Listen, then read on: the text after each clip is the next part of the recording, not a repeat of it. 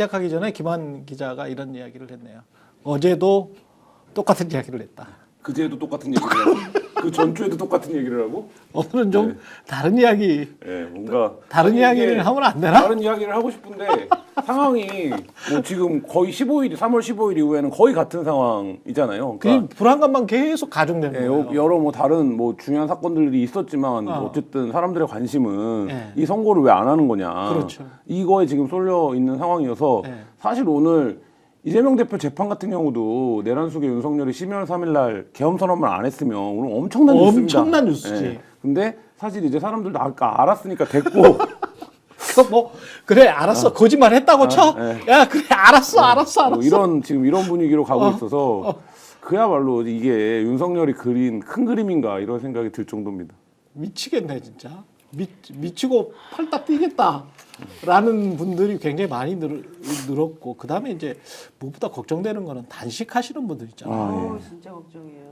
오늘 아침에도 농성장들이 트랙터 진입하는 문제로 굉장히 격렬하게 예. 싸우고 경찰도 사실 왜 그렇게까지 대응을 하는지 모르겠을 정도로 물론 뭐 법원의 판결이 있었으니까 경찰 입장에서는 명분이 있다고 생각할지 모르겠는데 사실 지금 굉장히 성남 민심을 그렇게 자극할 필요가 없는 상황인데 좀 안전하게 관리하는 게 훨씬 더 중요한 역할인데 오늘 아침에는 뭐 한 10년 전, 20년 전 그 농성 풍경으로 돌아간 것 같은 뭐 국회의원들이 아스팔트 바닥에 막 들어눕고 이런 상황들이 지금 연출되고 있는 아침입니다.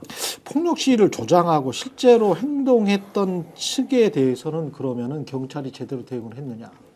헌법재판소 앞에서 1인 시위를 빙자해서 그렇게 불법적 시위를 했었을 때는 그 사람들은 소개 안 하고 왜 놔뒀느냐? 거기에 관해서 경찰이 또 뭐라고 답변할 거야? 그러니까 한덕수 총리나 최상목 권한대행이 했던 그런 어떤 발언의 시점들 있잖아요. 그러니까 야, 우리 앞으로 법 잘 지키자.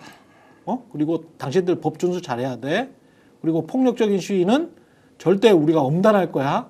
라는 그 시점이 민주 시민사회 진영의 분노가 거의 하늘을 닿을 때, 하늘로 치닫을 때, 그때 딱 그런 이야기를 한다는 거지. 그 전에 이른바 윤석열을 지키기 위한 그 불법적 시위들은 그냥 모른 채 놔두다가 그 표현의 자유가 있는 거 아니야? 뭐 이러면서. 맞아요. 이런 것들이 이제 사람들을 화도 꾸려고 아주 짜고 치냐? 이런 느낌까지 받는 거예요. 그 어제 상황은 심지어 뭐 그런 정도를 넘어서서 표현의 자유를 뭐 극우 시위대만 보장해 주느냐를 넘어서서 아예 한편이 아니냐 이런 그쵸. 수준까지 간 것 같아요. 왜냐하면 이제 이제 전봉준 투쟁단 트랙터를 못 들여오게 하니까 이제 그러면 트럭에 싣고 가겠다 그래갖고 이제 큰 트럭에 이제 싣고 들어오는 방식으로 이제 시도를 한 거 아니겠습니까?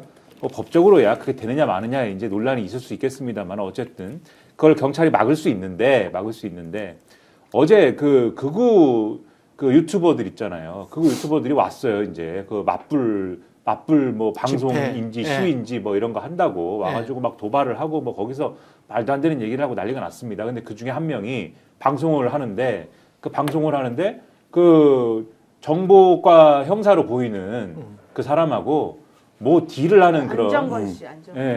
딜을 하는 장면을 막 이게 생중계가 돼요. 뭐라고 하느냐? 경찰이 이제 해질 때까지만 막아주면은 그 다음부터는 우리 극우 유튜브가 거기에 뭐 자리를 깔고 왜냐면은 자기들이 이제 발동이 늦어갖고 좀 늦게 올 테니까는 극우 시위대가 늦게 올 테니까는 그 다음부터는 우리가 그 자리 깔고 우리가 몸으로 막을 테니까는 그렇게 역할 분담을 하자는 식의 그런 얘기를 막 합니다. 서로 또 정보과 형사랑. 네.